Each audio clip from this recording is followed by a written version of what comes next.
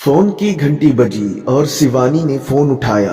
उधर से कोई बोला, भाभी, और रोने की आवाज आने लगी। शिवानी ने प्यार से पूछा, क्यों रो रहे हो छोटे बच्चे की तरह?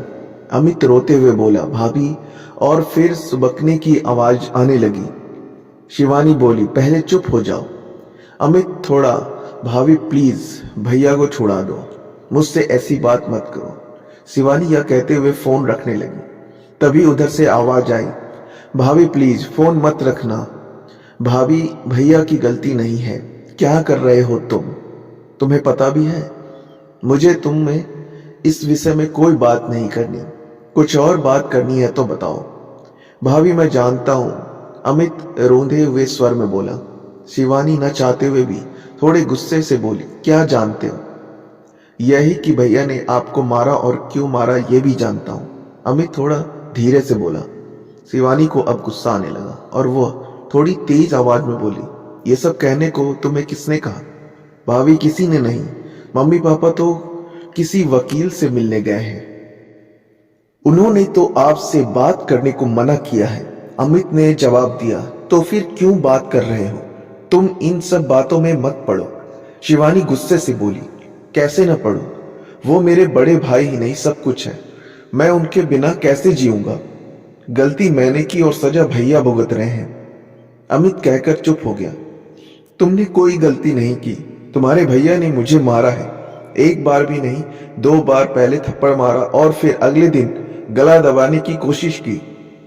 शिवानी झुंझलाहट में सब बोल गई।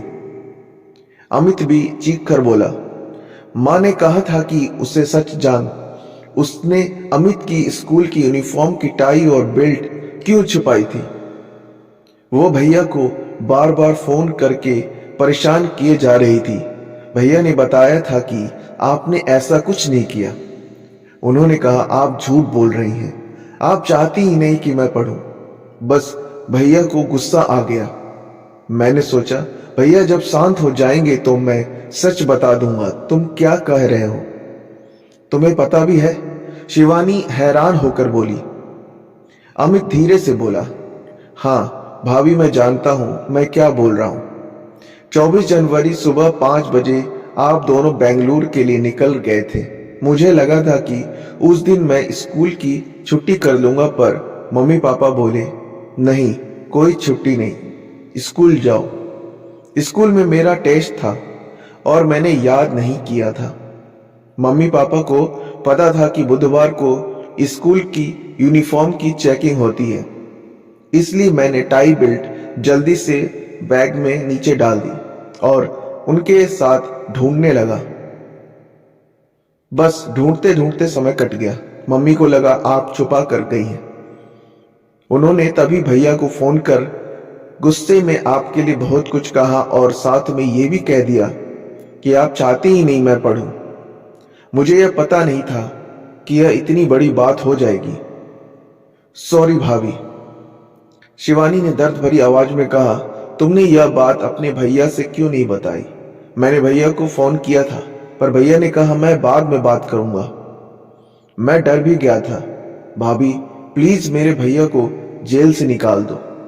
उनकी जिंदगी खराब हो जाएगी। उन्होंने बहुत मेहनत की है, तब जाकर इतनी अच्छी नौकरी मिली है। भाभी प्लीज मेरी खातिर। ये कहकर अमित जोर जोर से रोने लगा। शिवानी बोली, चुप हो जाओ। मैं तुम्हारे भैया को जेल से निकाल दूंगी, पर तुम प्रॉमिस करो तुम हमारी इन बातों के बारे में कभी किसी को नहीं बताओगे, अपने भैया तक को नहीं।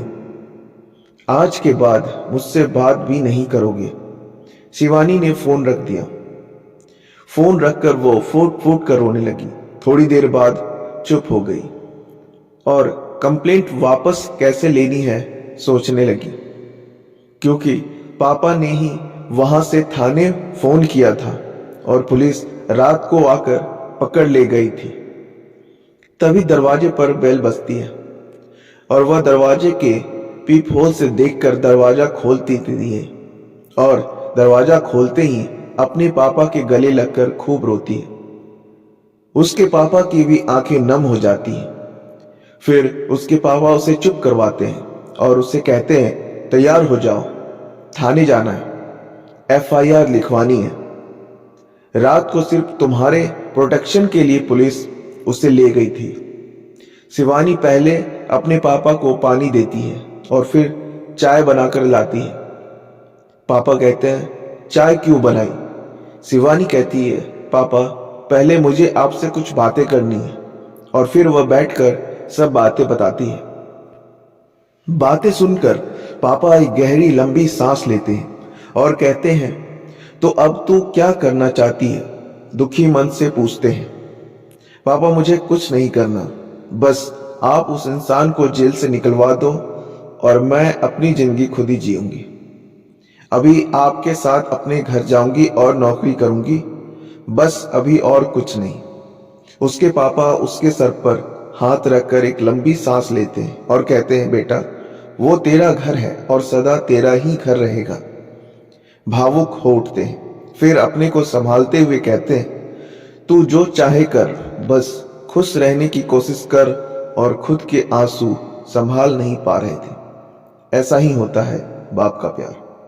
आए तो थे रोज से भर हुए, ये सोचकर कि उसे सजा दिलवाकर ही चैन की सांस लेंगे, पर बेटी के आंसू और बातों ने शांत कर दिया।